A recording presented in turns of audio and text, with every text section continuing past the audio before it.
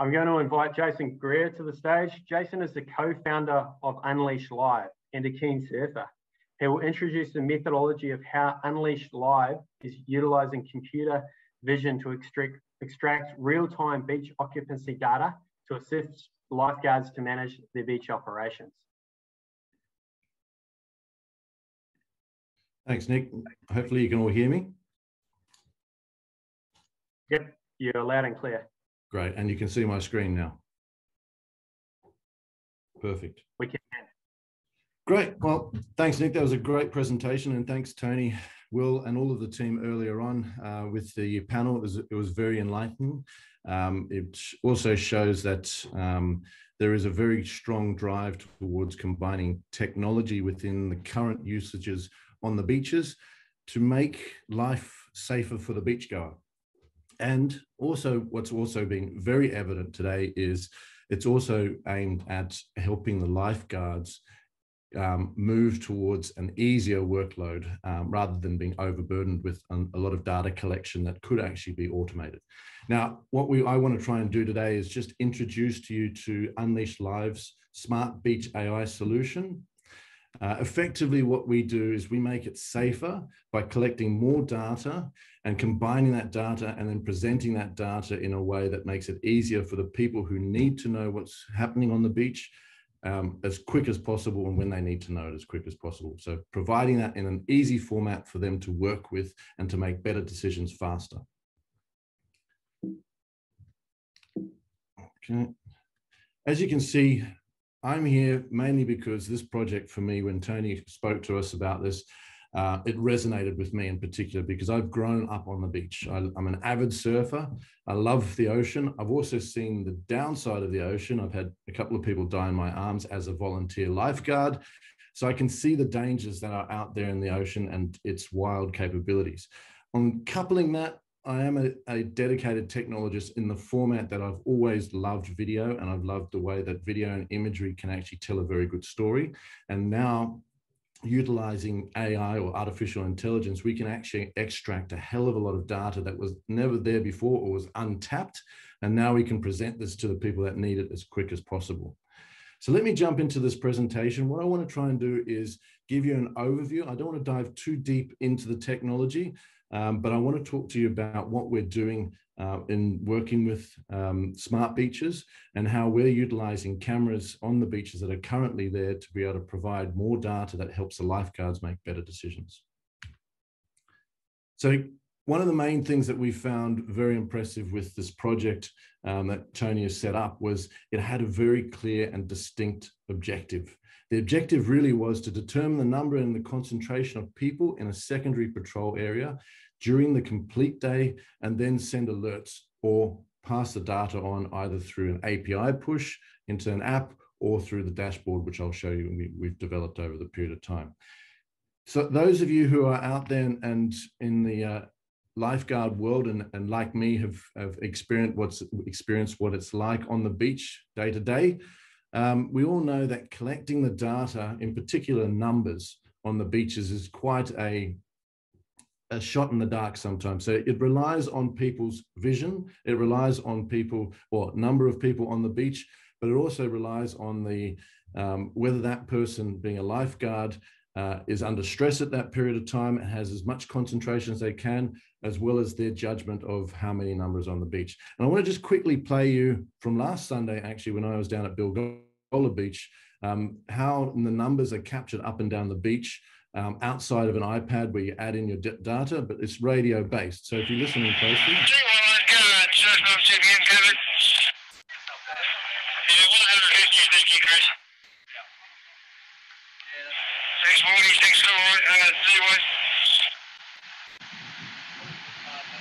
Yeah, I know, that's what I'm just gonna observe. We have 200.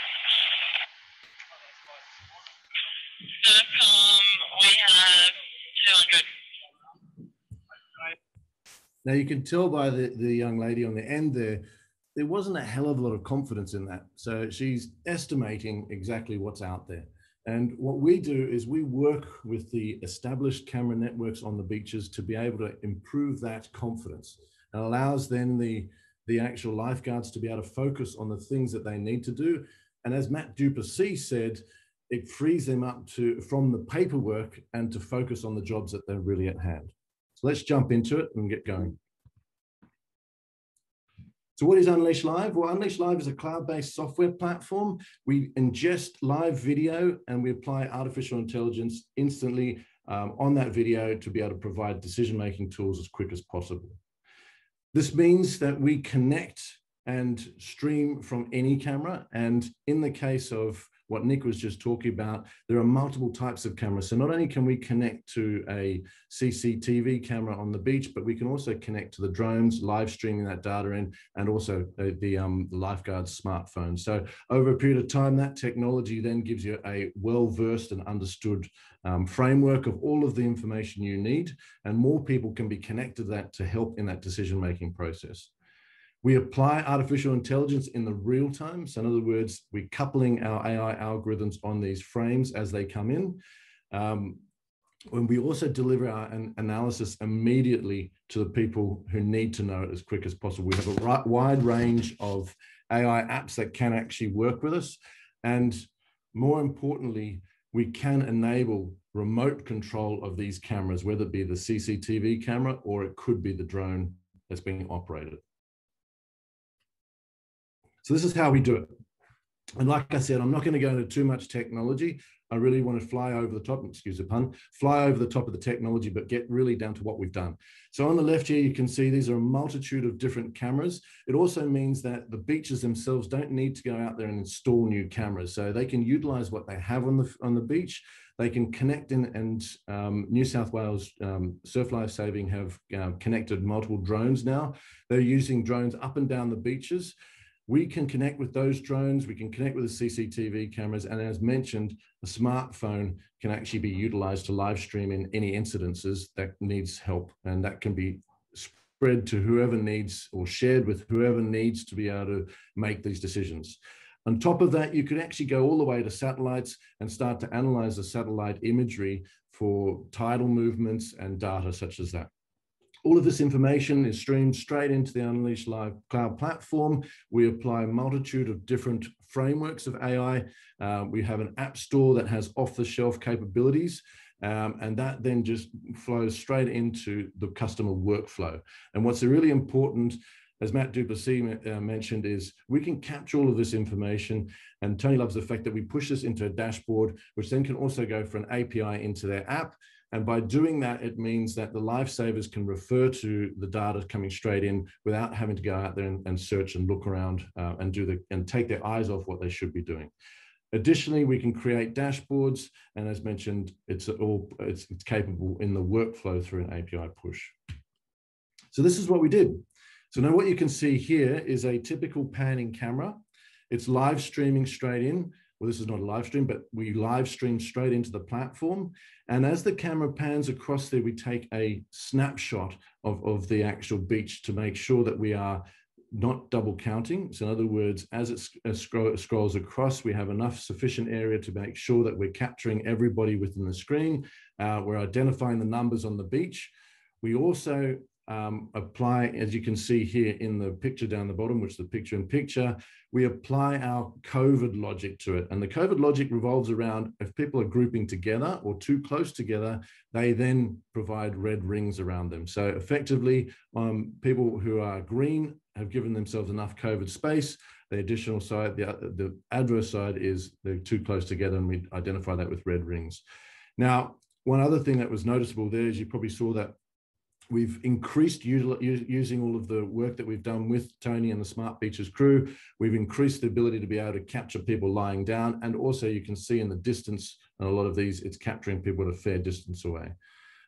This data is then automatically pushed straight into a dashboard. It's anonymized so that nobody on the beach, faces can be identified, which council loves because of privacy laws. and it's stored depending on the duration that the council or the company requires it. So we can purge that data immediately and have no data, raw data available, and just utilize the AI captured data to be able to create all of the numbering that goes through. So this is the dashboard. As mentioned, this is where Tony and the lifeguards can turn to immediately to get their insights. And what it does is it allows you to be able to really drill down into either day-by-day data or week-by-week data or month-by-month or even the full year. And that allows the lifeguards, and in particular anybody that's looking to resource or manage the beaches, an opportunity to be able to really get into understanding exactly what's happening over a longer period or a shorter period of time on their beaches. So let's break this dashboard down quickly. As you can see on the left here, you've got a fast overview of the numbers that are counted on the beach. You've got a peak numbers of the day, which gets updated straight away as soon as the next numbers come through. Then you can jump to multiple locations. And in the case with Tony, we've got 4 to 5 different cameras up and down multiple different beaches along the New South Wales coastline. And by just simply clicking on the map there, you can jump quickly to that dashboard, which switches you and gives you all of the data from just that camera. All of this data can be summarized and utilized in whichever way you want, and it can be exported or, as mentioned before, pushed straight into an app or any other work ERP system that's required. And lastly, you can actually scroll down and look retrospectively back on your data in the bottom here, and just simply click on that, which then gives you the opportunity to see what changed between the two. So it gives you that perspective. Here you have the hourly people count. And the aim of this really is to help the lifeguards who have to radio in to be able to get a fair understanding of exactly what's happening on the beaches. And you can see very, very quickly the spikes. You can see which are the most predominant days. You can, on this, it's obviously the Sundays are the days that most people are getting to the beach. And you can also see, and each one of those, how many times a day we're capturing it. So you can see all of the different columns there, the spikes, and within that, within the days on an hourly rate, the data that's being captured and the data that's being pushed there. It's really quick. When it comes to the, it's pushed to the dashboard immediately. You can start to drill down on each peak based on how, whether you want to find out which hour of the day. And it also can help you to reflect back on events that happened in the day. So sometimes this data can actually drive you back to looking at what happened on that day. So you can refer back to your video and imagery footage to get a better understanding of what's on your beach. Now, this is the other side of it. This is when we start to take a little bit of a macro look at it. And this is where we can start to scroll back through the data from the weeks, the months, and the years. And so this helps in the daily sign-off. It gives you a summarized version of exactly how many numbers per day. You can actually use this to manage your beach staff. You can actually utilize this in resourcing from the councils for facilities, for the waste management, and the list goes on. And then you can also, and what I think is most important that I've heard throughout this presentation today is that data needs to be consistent. And currently data isn't consistent because we've got multitudes of people all utilizing their own eyes. Whereas now, if you consistently utilize the cameras that are on the beaches, your data can become very, very consistent. Now, this gives you a quick snapshot of the whole year. So when I say the whole year, this is basically from May all the way through to right up to now. And you can see all of the different trends. For those of you who are not in Australia, May through to around about November, the weather periods can change. It's not a huge shift in temperatures. However, if I overlay the temperature, you can actually see now the temperature differences do have an effect on the beach numbers. And you can see as it slowly starts to gradually rise on the right-hand side there, we're heading into summer. The temperature starting to rise. The minimal, the lower temperatures are lifting off or increasing. So it means people are getting back to the beach. Now, we also throw in this year that we had a bit of an anomaly in the format of COVID, and the effect that COVID had was quite significant. So you can see that less beach attendees were on there. Even in winter, there were certain days that there were spikes. But quite interestingly, where I've highlighted here, this beach that we analyzed, or the data I'm showing here, was on the northern beaches. And in the middle of December, there was a cluster, which meant that there was a lockdown.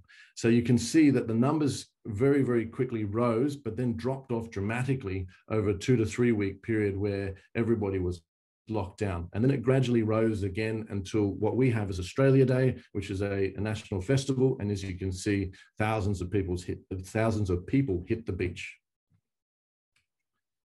Now, just moving on and in certain ways, wrapping up, this technology in analyzing video and imagery can be expanded to multiple different use cases.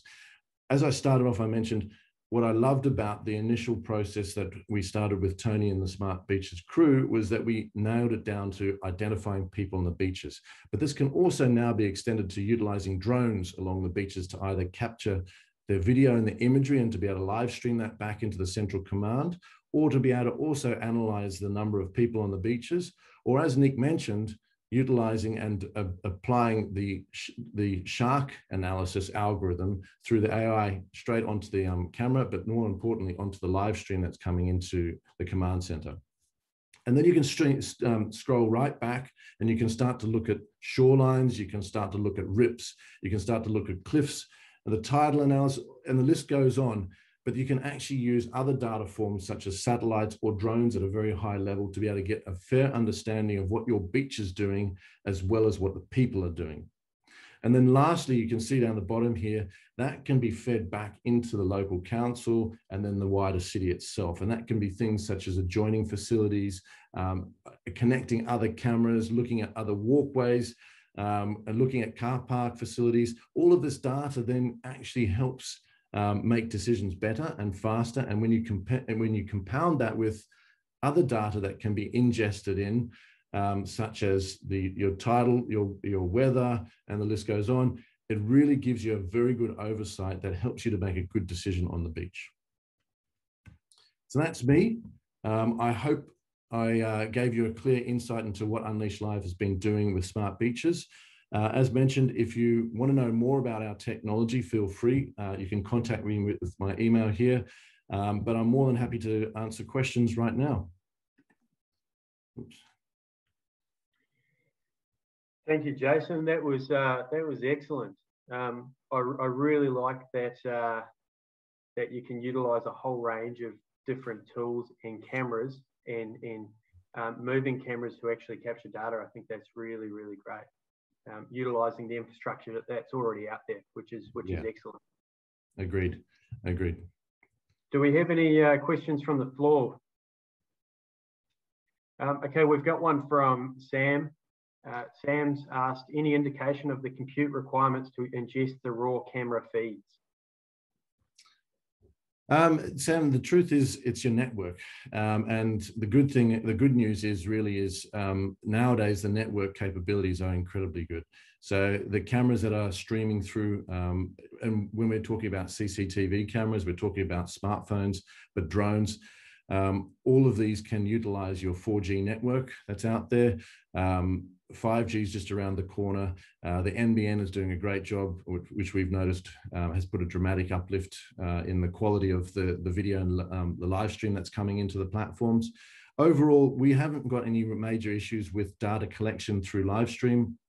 The only places are rural, and sooner or later, those are going to be places that are improving already in their network connectivity. That's great. Any other questions from the floor?